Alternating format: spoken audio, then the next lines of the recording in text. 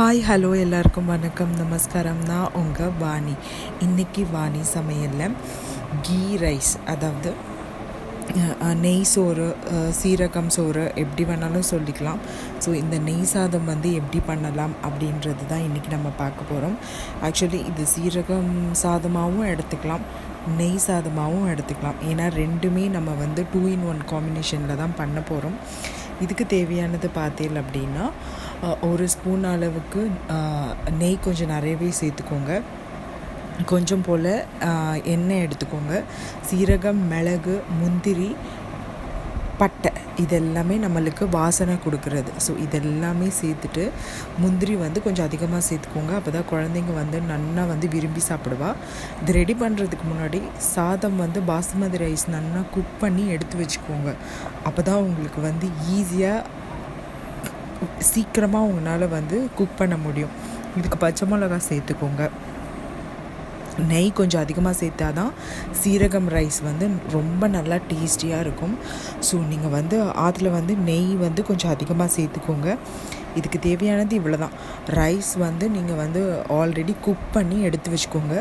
Basmati rice எடுத்துக்கோங்க. அப்போ தான் இன்னும் நல்லா டேஸ்ட்டாக இருக்கும். கொஞ்சம் போல் உப்பு சேர்த்துக்கோங்க. ஆஸ் பர் டேஸ்ட் உங்களுக்கு தேவையான அளவுக்கு உப்பு சேர்த்துக்கோங்க. இது நல்லா கிளறிக்கோங்க.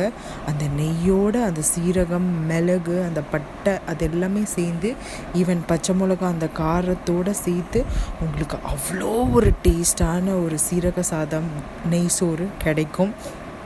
ரொம்ப நல்லாயிருக்கும். ஆக்சுவலி இந்த சீரகம் சாதம் குழந்தைங்கள்லேருந்து எல்லாமே ரொம்ப விரும்பி சாப்பிடுவா. உப்பு மட்டும் கரெக்டான அளவு பார்த்துக்கோங்க.